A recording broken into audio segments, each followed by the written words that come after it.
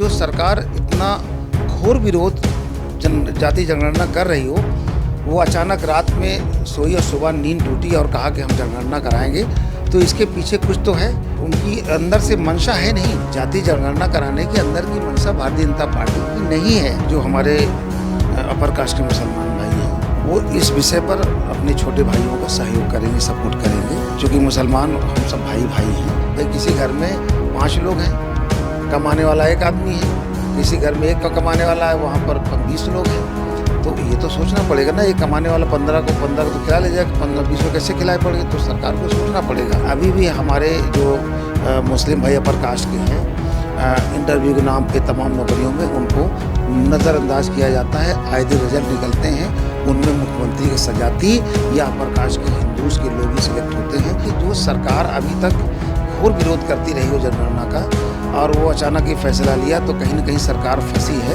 और उसको मजबूरी में जातीय जनगणना करना पड़ रहा है। मोदी कैबिनेट ने जातीय जनगणना की बात कहकर देश में एक बार फिर से पिछले लंबे समय से जो मांग चली आ रही थी उसको हवा दे दी है। पसमानदा मुस्लिम समाज मुसलमानों में वो तबका है जो तमाम पिछड़ी जातियों का एक समूह है, और पसमानदा मुस्लिम समाज के राष्ट्रीय अध्यक्ष अनीस मंसूरी जी इस पूरे मुद्दे पर हमारे साथ बात करने के लिए हैं।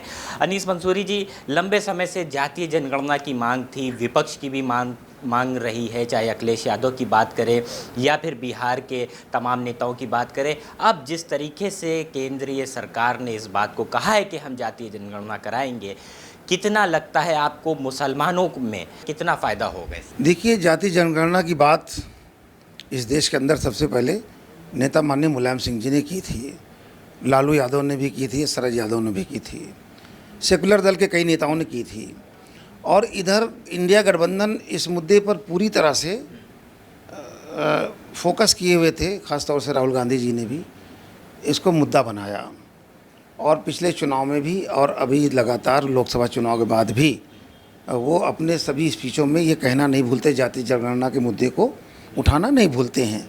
अभी तक सरकार इस मुद्दे पर बिल्कुल बोलने के खिलाफ हो जाती थी और ये कहती थी कि जातीय जनगणना इस देश के अंदर ठीक नहीं है, इसमें देश के अंदर विभाजन होगा, लोगों के अंदर जात धर्म को लेकर वैमनस्यता फैलेगी, और इससे देश का विकास जो है ठप होगा और देश खंडित होगा।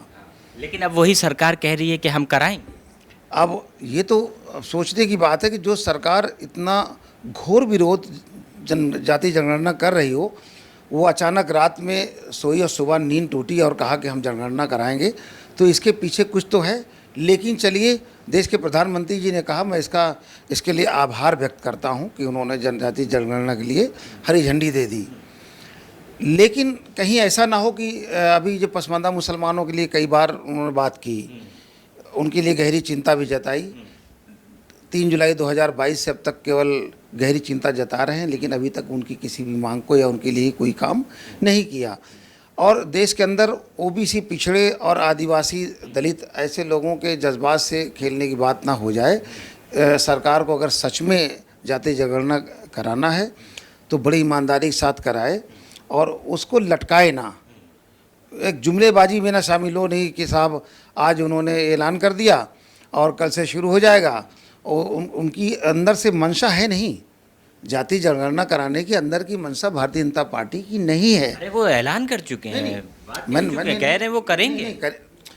वो अभी उन्होंने ऐलान किया है कि हम करेंगे, लेकिन अभी उन्होंने कोई तारीख नहीं बताई और न समय सीमा बताई है कब तक करेंगे, कब तक लटका कर रखेंगे, बोलेंगे हम 2030 तक करेंगे। तो ये साबित होगा कि जो आने वाले बिहार के चुनाव हैं और पश्चिम बंगाल के चुनाव के मद्देनज़र, और या तो अभी जो ये घटना हुई है कश्मीर में, ऐसे तमाम मुद्दे से जवाबदेही बन रही सरकार की, इन मुद्दों से हट करके और आनंद फानंद में जातीय जनगणना की घोषणा कर दी।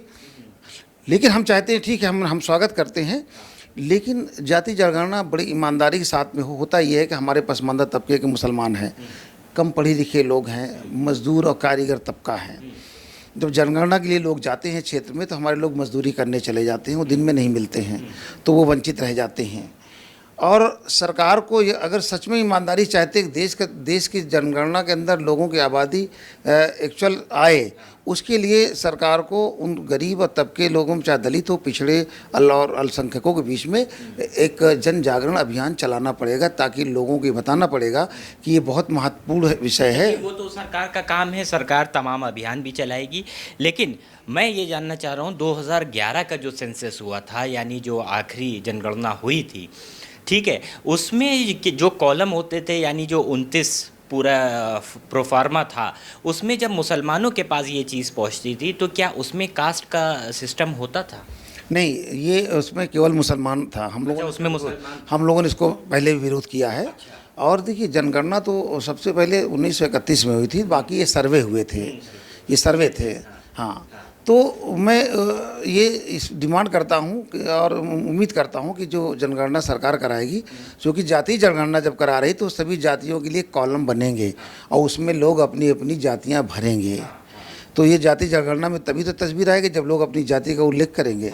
तो ये जब मुसलमानों के घर में तमाम जो सरकारी लोग पहुंचेंगे और उनके सामने प्रोफार्मा रखा जाएगा, तो उसमें शेख पे टिक लगाएगा, सैयद पे लगाएगा, और अंसारी और मंसूरी अपने उस पे लगाएगा।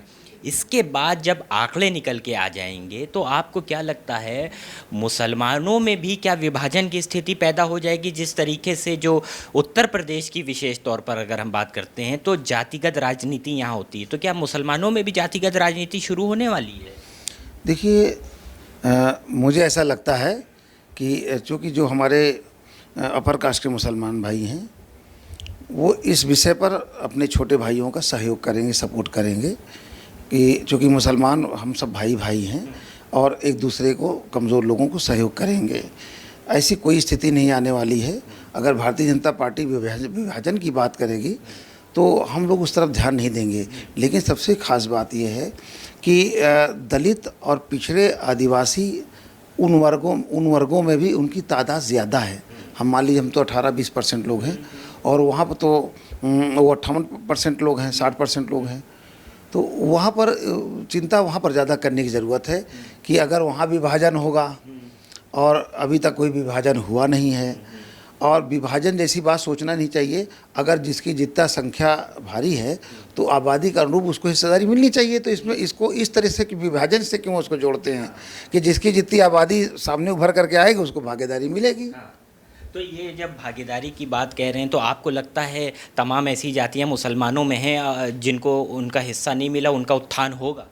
ये सरकार की जिम्मेदारी है कि जो लोग वंचित रहे हैं और उनकी आबादी ज़्यादा है, तो ये सरकार अगर जनगणना करा रही है तो जनगणना के साथ साथ उनके उत्थान के लिए काम भी करना पड़ेगा। तो सरकार उनके उत्थान के लिए काम करे कि भाई ये इनकी आबादी ज़्यादा है, भाई किसी घर में 5 लोग हैं, कमाने वाला 1 आदमी है, किसी घर में 1 कमाने वाला है, वहाँ पर 20 लोग हैं। तो ये तो सोचना पड़ेगा ना, ये कमाने वाला 15 को तो खिला ले जाएगा, 15-20 को कैसे खिलाए पड़ेगा? तो सरकार को सोचना पड़ेगा कि हम अगर जाति जनगणना के तहत जो जातियों का आंकड़ा आएगा, जिनकी आबादी ज़्यादा होगी, हम सभी क्षेत्रों में कार्य योजना में उनकी भागीदारी को सुनिश्चित करने काम करेंगे। मंसूरी साहब, क्योंकि आप पूर्व मंत्री के साथ साथ पसमानदा मुस्लिम समाज जो आपका ये बैनर है उसके राष्ट्रीय अध्यक्ष भी हैं और लगातार इस दिशा में आप काम कर रहे हैं, कितनी जातियां हैं मुसलमानों में टोटल, और उसमें कितनी अशराफ हैं और कितने जो हैं वो पसमानदा? देखिए, मुसलमानों में जो जातियां हैं वो लगभग 52 जातियां हैं। तो 52 में 48 जो जाति पिछड़ी बिरादरी से उनका संबंध है और जिनको 27% रिजर्वेशन में पिछड़ी जात का आरक्षण मिलता है। और जो 4% 4 समाज के लोग हैं, 15% उनकी आबादी है। हम पसमानदा समाज की आबादी कुल मुसलमानों का 85% आबादी है। और जो 15% मुसलमानों में अपर कास्ट की आबादी है, उसमें शेख, सैयद, मुग़ल, पठान ये लोग आते हैं।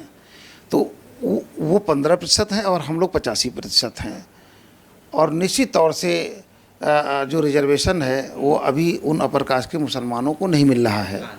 सरकार ने 10% EWS रिजर्वेशन किया है, लेकिन अभी भी हमारे जो मुस्लिम भाई अपर कास्ट के हैं इंटरव्यू के नाम पे तमाम नौकरियों में उनको नज़रअंदाज किया जाता है। आए दिन रिजल्ट निकलते हैं, उनमें मुख्यमंत्री के सजाती या अपर कास्ट के हिंदूज़ के लोग ही सिलेक्ट होते हैं। बाकी हिंदू में दलित नहीं सिलेक्ट होते, ना तो मुसलमानों अपर कास्ट के लोगों को नौकरियां मिल रही हैं। एक अंतिम सवाल है, क्या आपको भी लगता है जिस तरीके से अखिलेश यादव ने कहा, जिस तरीके से और विपक्ष के नेता कह रहे हैं कि विपक्ष के दबाव में प्रधानमंत्री नरेंद्र मोदी और उनकी जो कैबिनेट है उसने ये फैसला लिया, आप भी मानते हैं? निश्चित तौर से ये हमारे नेता माननीय अखिलेश यादव जी भी कह रहे हैं और देश के तमाम सेकुलर दल के लोग भी कह रहे हैं और आम आदमी भी कह रहा है कि जो सरकार अभी तक घोर विरोध करती रही हो जनगणना का और वो अचानक ये फैसला लिया, तो कहीं ना कहीं सरकार फंसी है और उसको मजबूरी में जनगणना कराना पड़ रहा है।